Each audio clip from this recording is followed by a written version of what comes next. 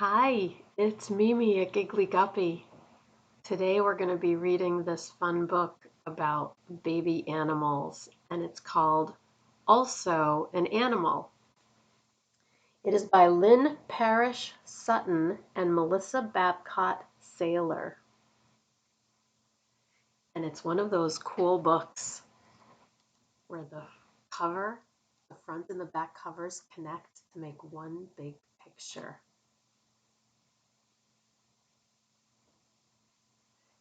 It's a pretty picture, very colorful, full of animals. If you were a calf, then I'd be a moose. I'd teach you to tug tasty twigs till they're loose. That's what a baby moose is called, a calf. If you were a chick, then I'd be a loon. We'd glide on the lake by the light of the moon. There's the loon, and there's the chick. There are a lot of unusual names that I wasn't familiar with. They might be new words for you as well.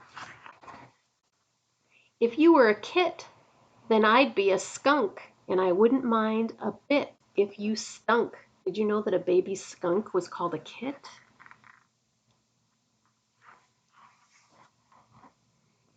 If you were a pup, then I'd be a bat. We'd hang upside down from a branch just like that.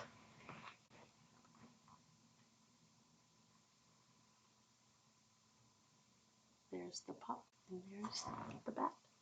If you were a pinky, then I'd be a mouse. I'd build you a warm, grassy nest for a house. Little baby mice, little three pinkies.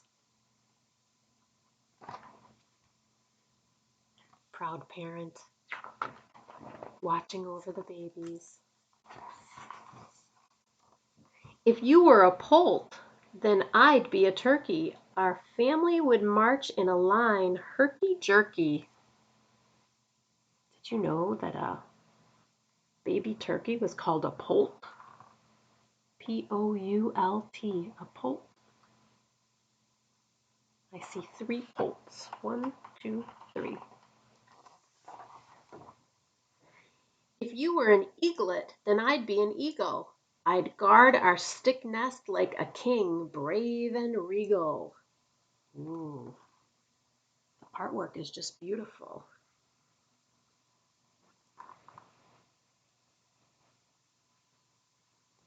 I see 2 eaglets. 1, 2. Eaglet, eaglet. It's fun to say that. Eaglet.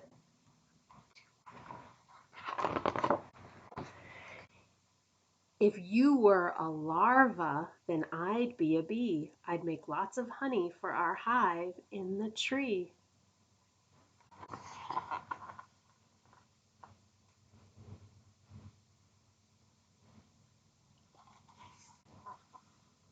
If you were a puffling, then I'd be a puffin. I wouldn't let anyone hurt you for nothing.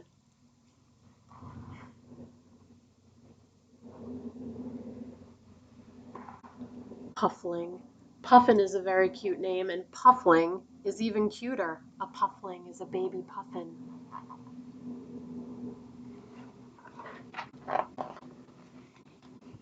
If you were a whelp, then I'd be a coyote. I'd teach you high howls and woofs low and throaty.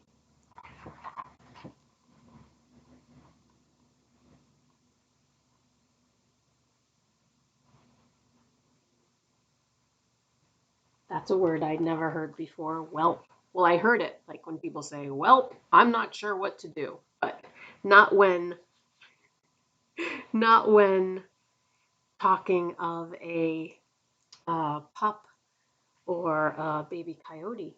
So, neat word, whelp. If you were a tadpole, then I'd be a frog. You'd swim down below while I sunned on a log.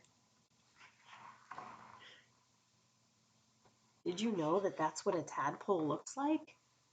And that's what it grows up to look like. A baby frog looks like this before it grows its legs It looks a little bit more like a fish.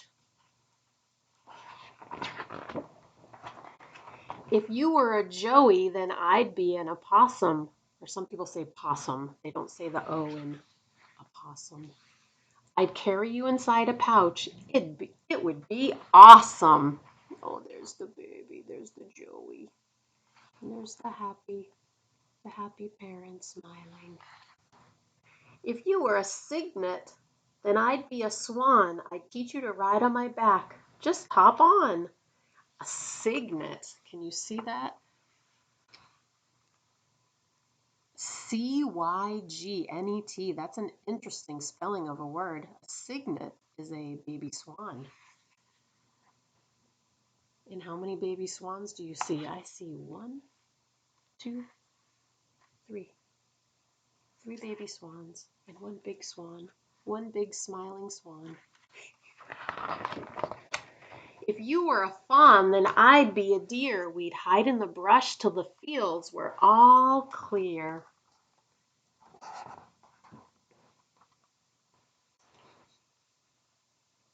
That looks like a dancing fawn. Have you ever seen a dancing fawn?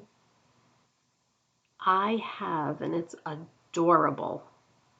And they look a lot like that. They kind of prance around. Adorable. The artwork is so beautiful. These little flowers.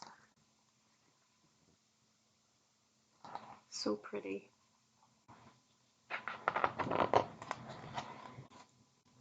If you were a leveret, then I'd be a hare. I'd teach you when to be still and aware. So a hare is a rabbit, and a leveret is a baby rabbit, a baby hare. If you were a kitten, then I'd be a lynx. I'd help you hunt till you worked out the kinks. There we've got our hare and our leveret. There we've got our lynx and our kitten.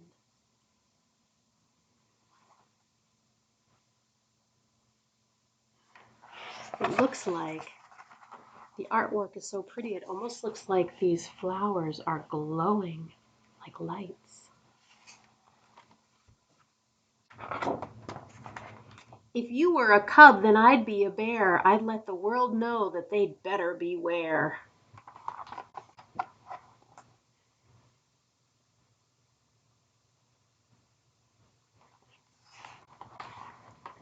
If you were a bird or a bug or a beast, I'd be one too. I wouldn't mind in the least.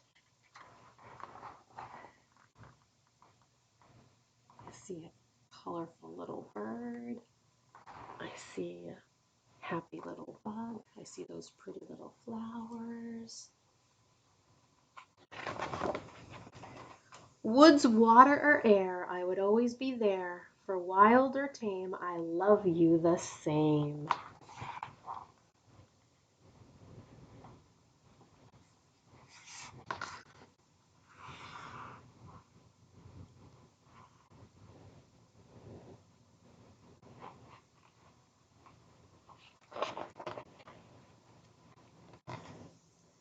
The end.